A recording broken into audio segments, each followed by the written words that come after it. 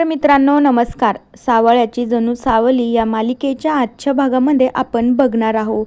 इकडं मात्र काही गुंडांनी सावलीला किडनॅप केलेलं असतं. जेव्हा ते गुंडे सावलीला किडनॅप करून एका अडगळीच्या खोलीत घेऊन येतात तेव्हा तर सावली खूपच घाबरते. त्यावेळी सावली मोठ्या मोठ्याने ओरडत म्हणू लागते, मला सोडा, इथून मला अर्जंट कामासाठी जायचं आहे. पण ते गुंडे मात्र काही तिला सोडत नसतात. तिला म्हणू लागतात की आता तू शांत बस. आणि जेव्हा सावली त्या गुंड्यांना बघते तेव्हा ती तर घाबरूनच जाते.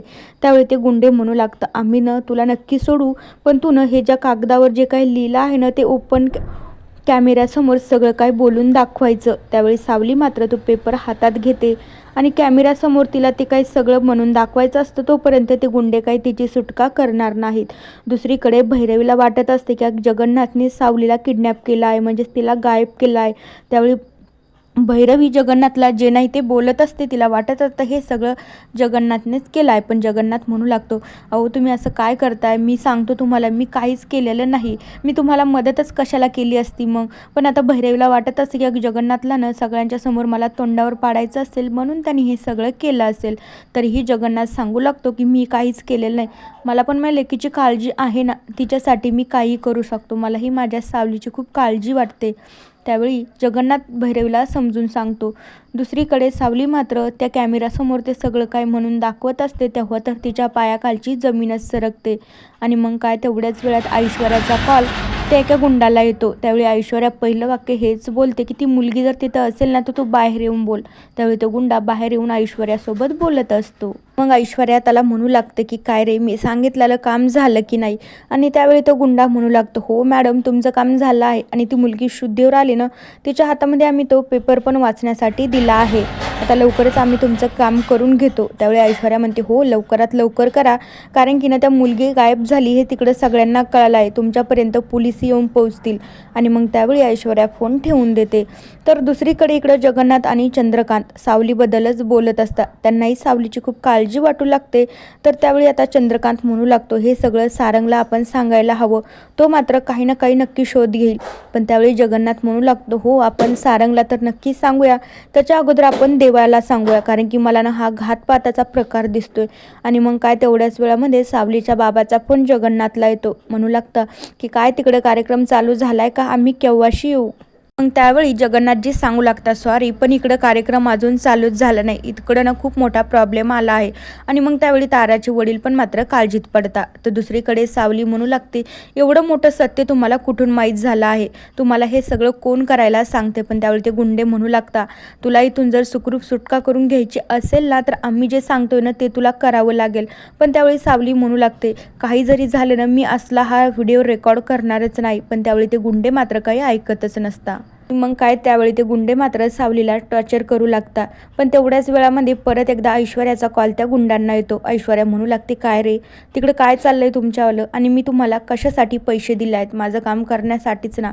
पण त्यावेळी तो गुंडा सांगू लागतो की ऐश्वर्या मॅडम ही मुलगी ना ते वाचण्यासाठी तयारच होत नाही. पण त्यावेळी ऐश्वर्या म्हणू लागते, काहीही करा आणि मला तिचा व्हिडिओ ना लवकरात लवकर पाठवा, तुम्हाला काहीही करावं लागेल ना तेही तुम्ही करा, कारण की त्या मुलीला टॉर्चर करा, तिला मारहाण करा. आणि त्यावेळी तो गुंडा हो म्हणतो आणि फोन ठेवून देतो. दुसरीकडे भैरवी जगन्नाथजी ते एका ज्या माणसाने कार्यक्रम करायचं ठरवलं आहे त्याच्याकडे जाता त्या मॅनेजरला बोलू लागतात. त्याला म्हणू लागतात की आम्हाला प्लीज सांगा कोणत्या साईडला कॅमेरे आहेत, आम्हाला प्लीज ते CCTV फुटेज दाखवा ना. पण त्यावेळी तो मॅनेजर सांगू लागतो की बघा साईडला तर काही कॅमेरे नाही, पण दरवाजाजवळ एक कॅमेरा आहे ना तो मात्र आता बंद पडला आहे. पण त्यावेळी जगन्नाथजी म्हणू लागतात, एखाद्या साईडला तर कॅमेरा असेल ना, आम्हाला मात्र त्याची मदत होईल.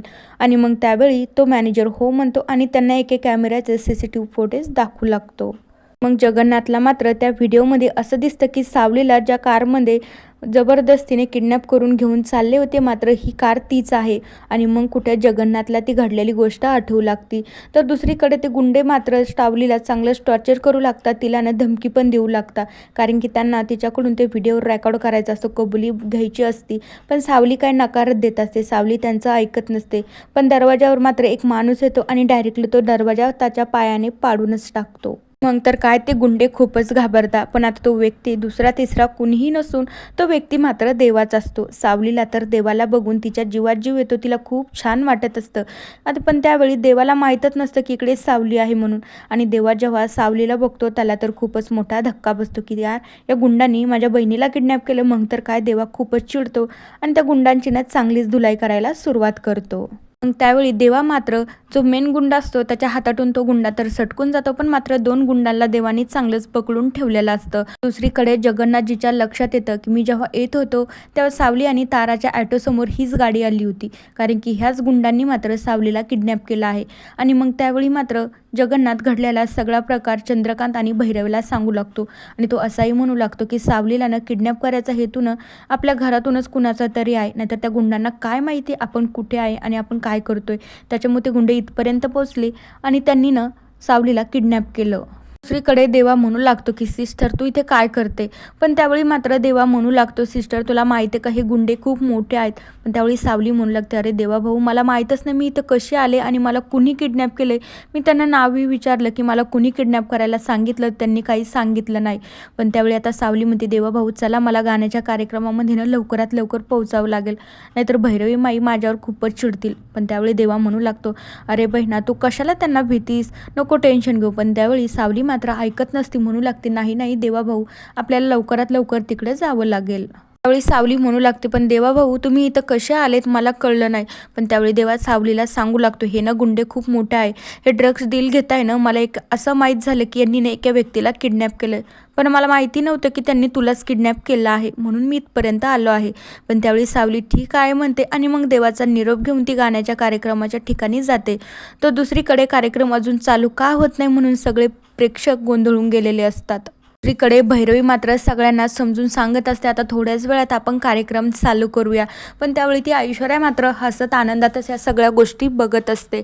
पण तेवढ्याच वेळामध्ये ज्यांनी तो कार्यक्रम ऑर्गनाईज केलेला असतो त्यावेळी त्यांना तर माहिती असते की सावली आल्याशिवाय हा कार्यक्रम चालूच होऊ शकत नाही. कारण की सगळ्यांचे समजून सांगत ना की नळ आलेले असतात.